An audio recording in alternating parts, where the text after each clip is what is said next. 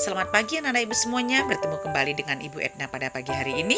Masih dengan materi tentang sistem gerak pada manusia. Yang akan kita bahas yaitu tentang jenis tulang, bentuk tulang, dan jenis sendi. Simak terus materinya sampai selesai dan selamat belajar. Oke, yang pertama yaitu jenis tulang. Nah, berdasarkan jenisnya, tulang dapat dibedakan menjadi tulang keras, yaitu tulang yang tersusun atas campuran kalsium dan kolagen. Contohnya tulang tengkorak, tulang tangan, dan tulang kaki. Kemudian tulang rawan atau kartilago, yaitu tulang yang tersusun dari sel-sel tulang rawan yang sifatnya kenyal dan lentur. Contohnya tulang hidung dan tulang telinga. Oke, itu kedua jenis tulang ya nak ya. Nah, sekarang bentuk daripada tulang. Berdasarkan bentuknya, tulang ini dapat kita bedakan menjadi beberapa. Ya, ada yang tahu nak?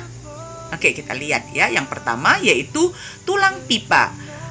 Adalah tulang yang memiliki bentuk seperti pipa memanjang dan tengahnya itu berlubang. Contohnya itu tulang paha, tulang betis, dan tulang tangan. Nah, inilah dia nak contoh daripada tulang pipa tersebut.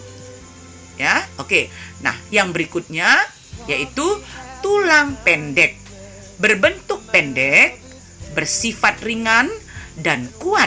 Contohnya adalah tempurung lutut, tulang pergelangan, telapak tangan, dan telapak kaki. Ini dia contoh tulang pendek ya nak ya. Oke, bisa diingat kira-kira ya nak ya. Nah, berikutnya adalah tulang pipih. Berbentuk pipih seperti pelat.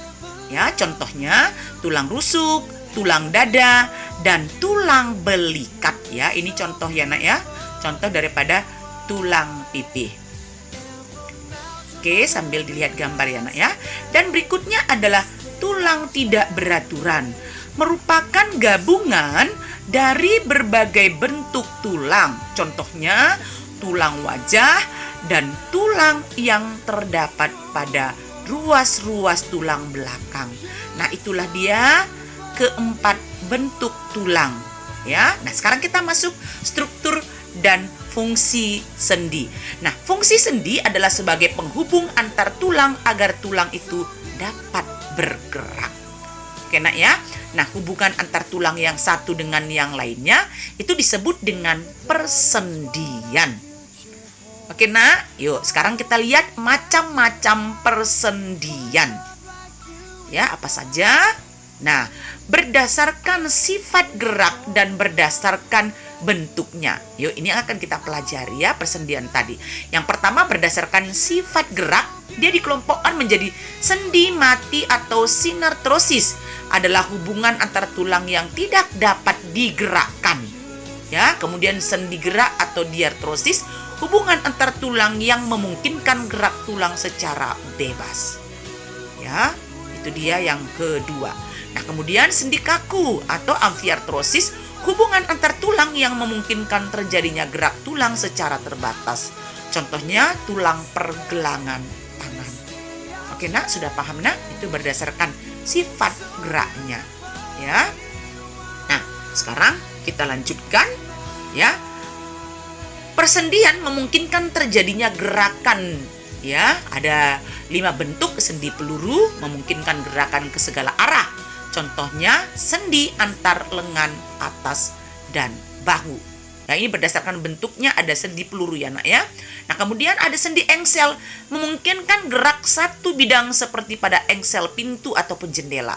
Contohnya sendi pada siku dan lutut. Ini contoh pergerakan sendinya nak ya, sendi engsel. Ya. Nah, kemudian yang berikutnya sendi apa lagi nak? Ada yang tahu? Oke, sendi putar. Ini memungkinkan gerakan memutar seperti contoh ini. Ya, ini contohnya pada tulang leher kita. Ya, pergerakannya seperti gambar ya. Nah, kemudian yang keempat sendi pelana, memungkinkan gerakan memutar dan melengkung. Contohnya adalah pergelangan tangan. Itu sendi yang keempat. Oke, yang berikutnya ada yang tahu nak? Yang terakhir yaitu sendi geser, memungkinkan pergeseran antar tulang. Contohnya persendian pada tulang-tulang pergelangan tangan dan pada ruas-ruas tulang belakang. Oke, itu dia tadi nak, pembagian sendi berdasarkan bentuknya. Oke, sudah paham nak materi ini? Semoga ini dapat bermanfaat.